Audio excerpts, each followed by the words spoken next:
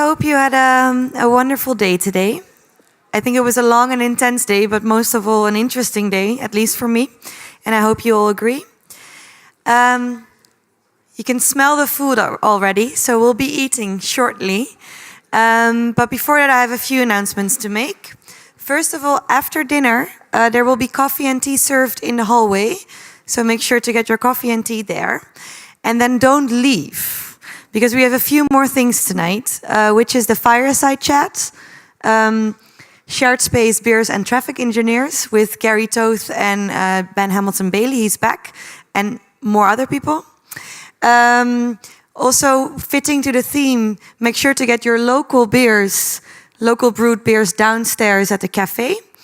They are much nicer than the normal regular beers upstairs here. And there's also Women-Led Cities by Katrina Johnston-Zimmerman. So those are 2 more sessions. If you feel more like sitting back and relaxing and watching a movie, here in the big venue, there will be the screening of Citizen Jane. Like, I think I can say most of all our biggest hero in her battle against Robert Moses.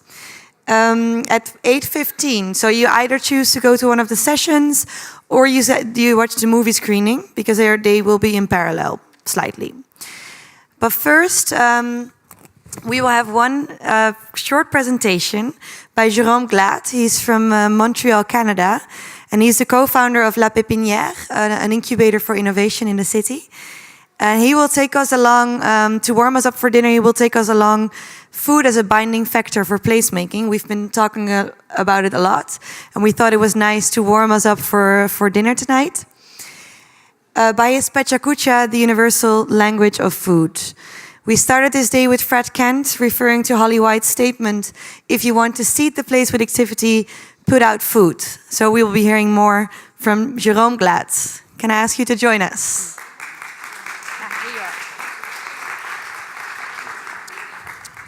Oh, well, thank you. I hope you're not brain dead as I am after such a long day, but wonderful day. I'm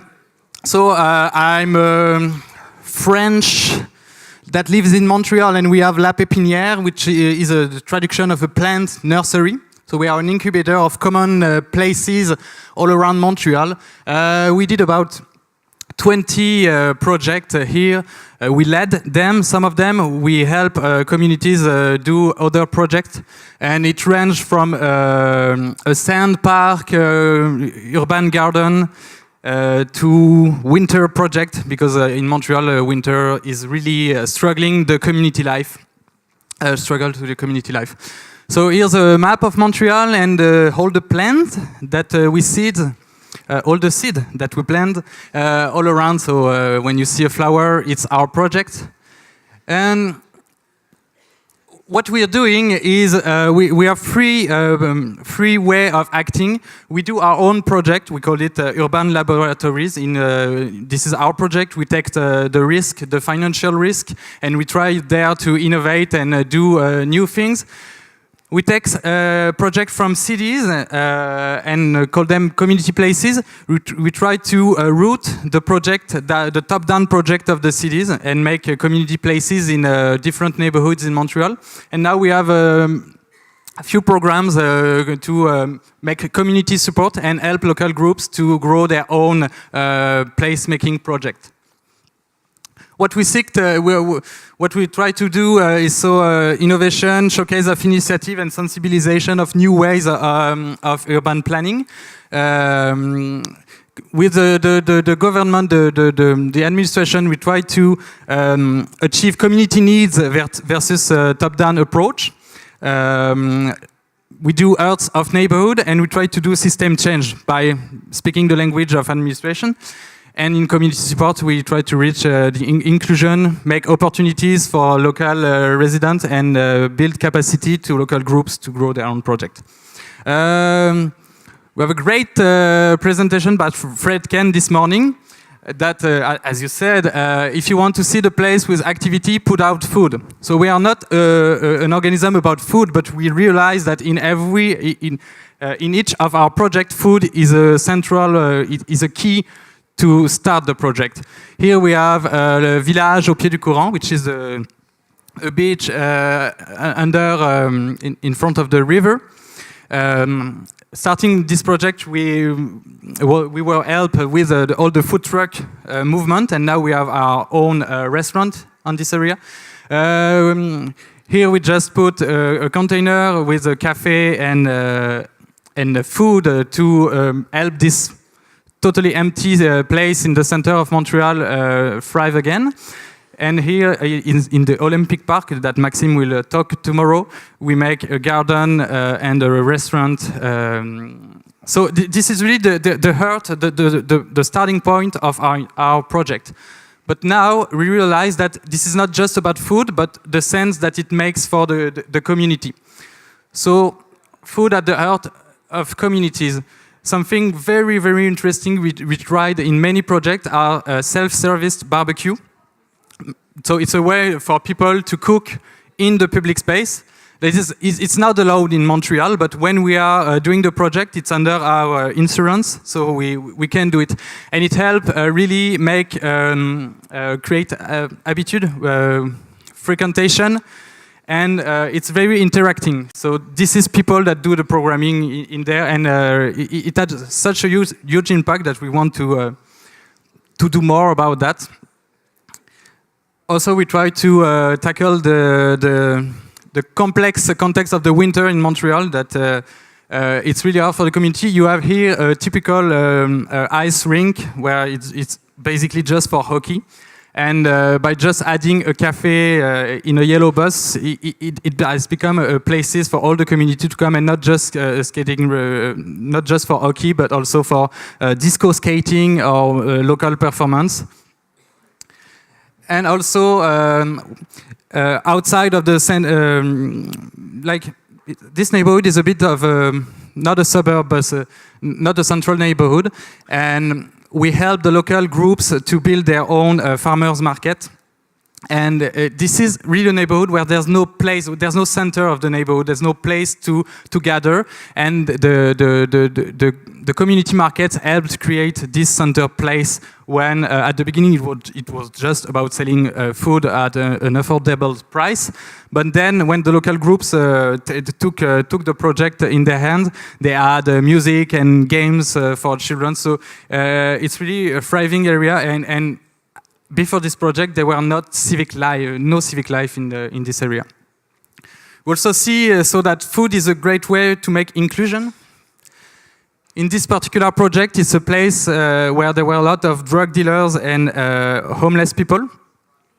This was the command to have a postal card of a place filled with culture, and this is what we achieve to do. Is a place full of sense, a great urban garden, and there was a program to implicate the homeless people in the gardening, and then they can collect the food, and another organism make salad and soup to give back to the homeless people.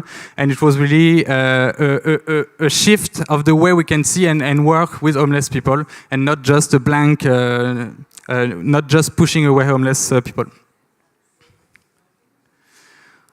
Also, we just realized that food programming is really interesting for outside people, and if there is one thing that we are all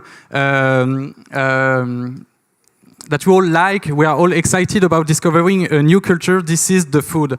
We are really open to other culture when we talk about food. So we do the International Saturdays in this particular place, where we have very different countries represented by their culture, their art, but also their food. And so it's really a way to connect people to each other. And also we see that as a way to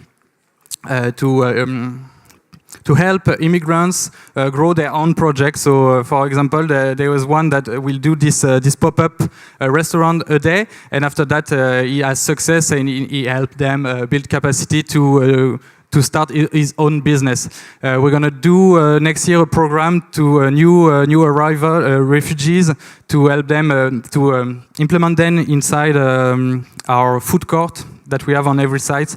So it's a way to say welcome and that they can be part of the local economy and the local culture. Also, just an example, we have refugees in the Olympic Stadium. They are all, they were many Haitian people. And we have a project just nearby the Olympic Stadium, and we welcome them by offering food. So it's also a way of showing that food is a way to open to other culture. Food can also be a way to exclusion. We failed a bit with some project when we did a vegan canteen. In one of our projects, it was a progressive vegan canteen, but yet it was not accessible, affordable to the neighborhood. So in a way, we have to change that to make this innovation of vegan food accessible to everyone. And also in the other project that I showed in the center of Montreal, the canteen was supposed to be a community one, but at the end it was just a fancy canteen, yet not accessible to everyone in the neighborhood. So if you want to make sense of it, it has to be accessible to everyone. This is in my neighborhood, and this is exclusion at a neighborhood scale. So this might look like cool things that we want to do with placemaking, but yet the market, new eateries and the food trucks don't manage to be open to everyone. There is this huge debate on gentrification in the neighborhood, and those are the reason why. For the market, a merchant of the merchant of the market say, my client come from far because of the reputation of the market. I'm not interested in the locals that just buy a bag of fruit, or a bicycle clients that just buy a bag of fruit. This new restaurant, this hood is the place to be if you look for fine and fancy eateries. And the Food Truck Association in Montreal, we have to offer an experience to distinguish ourselves in Montreal by doing a high-quality street food. But so there's no immigrant street food anymore in Montreal. This is a bit sad. So there's a group in the neighborhood forming around the accessibility for food, and they are looking at this building. And the way we can help them is by our program, which is a Placemaking Academy, which is a capacity building program that starts with the need of 4 citizens of the neighborhood. We have to find a site, and then 4 citizens, sorry, it's in French, 4 citizens, 4 interns, and 4 mentors of our group get together for 2 or 4 months and really do in-hand, on-site project to make a new space, a new public space in the area. So here it's about food security, food solidarity. There might be. We don't know the result yet.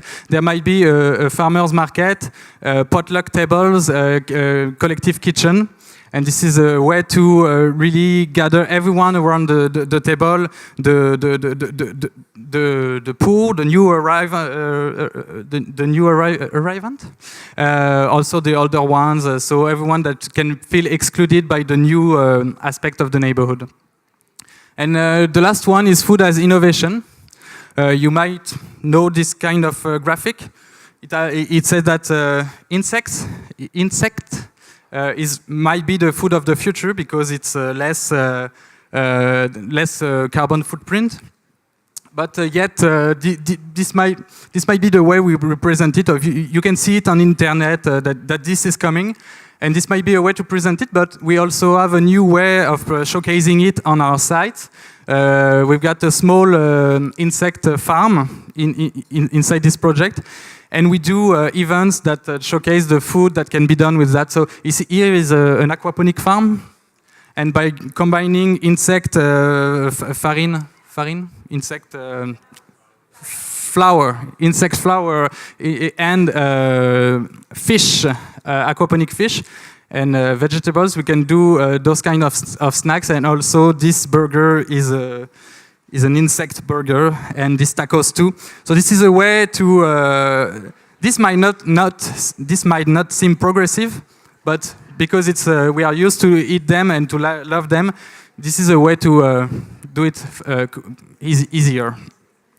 And finally, we also have this project under the Olympic Stadium that try to innovate by doing a complete cycle of how you can grow vegetables on site, harvest them, sell them in the restaurant, and then all the dishes are compostable. Compost.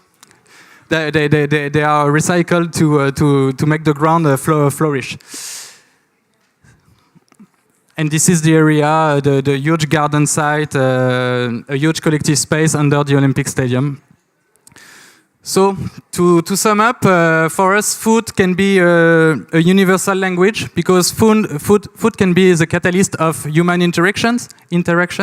Food has a key role in almost every placemaking project. Some of us don't drink, some of us don't need to go out to watch movies or shows, but we all have to eat. So this is a common that we all share, the need to eat. And we think that rightly used, food can be a strong tool to create equitable placemaking. Thank you.